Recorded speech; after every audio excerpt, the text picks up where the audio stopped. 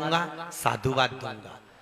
पति और पत्नी 7 जन्म के होते हैं। कितने जन्म के हो तुम? फिर मरोगे, फिर यही मिलना है, फिर गए, फिर वही मिलना। पति और पत्नी का जो संबंध है वो 7 जन्म का है, पर माता और पिता का जो संबंध होता है बच्चों से, वो केवल एक ही जन्म का होता है। कितने जन्म का है? जम के बोलो जरा। एक जन्म। पति और पत्नी का संबंध 7 जन्म का। वापिस भले ये करवा चौथ का व्रत करे नहीं करे, पर मिलेगी यही मिलना है।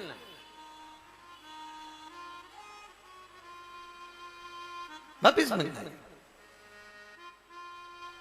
बस अंतर इतना है, अब की बार तुम नारी बनकर जन्मे, और हो सकता है तुमने भगवान से विनती करी हो तो वो स्त्री बन जाए, तुम पुरुष बन जाओ, तुम स्त्री बन जाओ, वो पुरुष। आखिरी में बस ये होना जाना 7 जन्म का जो संबंध है महाराज, वो निभाना यही है, बस निभाइए। पर जो माता पिता का संबंध है, पुत्र से पुत्री से, माता पिता का जो संबंध है अपने बच्चों से, ये 7 जन्म का नहीं होता। माता पिता का संबंध अपने बच्चों से बस केवल 1 जन्म का होता है। 1 जन्म। अब ईमानदारी से बोलो, रसगुल्ला ज्यादा धर्म पत्नी को खिलाना चाहिए कि माता को खिलाना चाहिए? क्योंकि ये तो 7 जन्म का संबंध है, तो ये तो फिर मिल जाएगी, फिर खवा दोगे, पर माता पिता कहाँ मिलेंगे? दिक्कत इतनी सी है, उससे संबंध।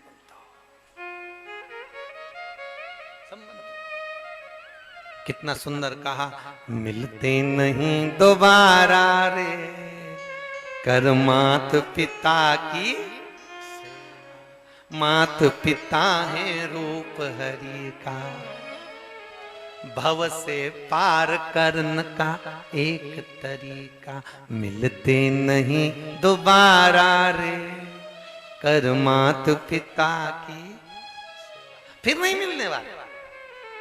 और जैसे मिले हैं, भले माता पिता कपट करें, छल करें, भले तुम्हारे पास में पक्षपात करें कि मेरी बड़ी बहू अच्छी की छोटी अच्छी, भले वो सारा धन एक को भी देकर चले जाएं, तो भी अगर घर में 5 बेटे, 6 बेटे, 4 बेटे, 3 बेटे, 2 बेटे, उनसे निवेदन है माता पिता अगर एक को भी देकर चले जाएं, तो भी तुम्हारा फर्ज है कि तुम माता पिता का सम्मान करो। भले माता पिता गाली दें, अपशब्द के ताने दें, कुछ भी कहें, पर तुम्हारा फर्ज है तुम माता पिता का आदर करो। तो कहोगे महाराज हमारे माता पिता घर में गाली दे तो भी हम भजन करें? बिल्कुल करो। क्यों? क्योंकि दुनिया में माँ और सास दोनों में बहुत अंतर होता है, सब जमीन और आसमान का। माँ बेटी को पढ़ा सकती है, माँ बेटी को लिखा सकती है, माँ बेटी को बड़ा कर सकती है, पर सास बहू को ताना दे देकर ताना सहन करने की आदत डाल देती है। याद रखना।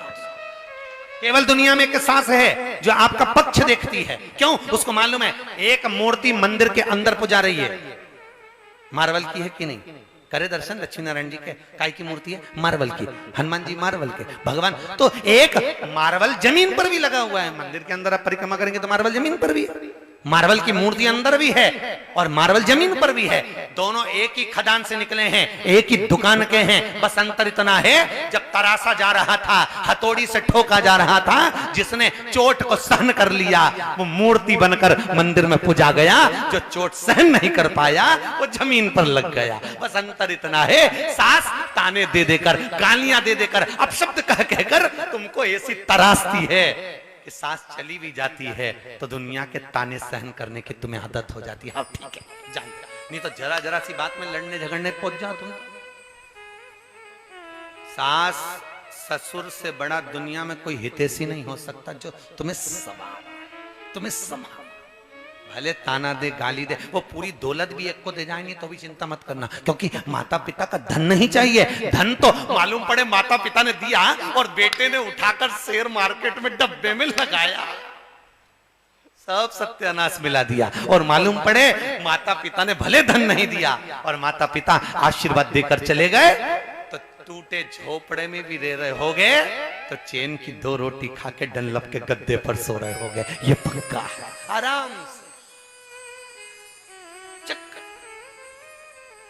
हम कई जगह शादियों में जाते हैं या कहीं फंक्शन में जाते हैं तो शादियों में तुमने देखा होगा दरवाजे पे बूढ़े बूढ़े लोग खड़े होते हैं, माता पिता, कई लोग बुजुर्ग लोग खड़े होते हैं, मुंह में दांत नहीं रहते, शरीर में हाथ नहीं रहते, तो भी बेचारे हाथ जोड़ के खड़े, आओ सा आओ सा आओ सा, सबको अंदर भेजते। और जब वो खाना खा के जाते तो पूछते साहब भोजन कर लिया? हाँ। गुलाब जामुन तो ऐसी जोरदार बनी थी साहब, रसगुल्ला इतना बढ़िया बना था। क्यों? वो बेचारा इसीलिए पूछ रहा है क्योंकि उसको तो भले वो कमा कमा के जोड़ के ढेर सारा भले बच्चों को दे दिया, पर एक रसगुल्ला नहीं खा सकता क्योंकि शुगर की बीमारी, तेल का एक नहीं खा सकता क्योंकि बीपी। तो बेचारा दरवाजे पे जाने वालों से पूछ लेता कैसा बना, बताते जाओ।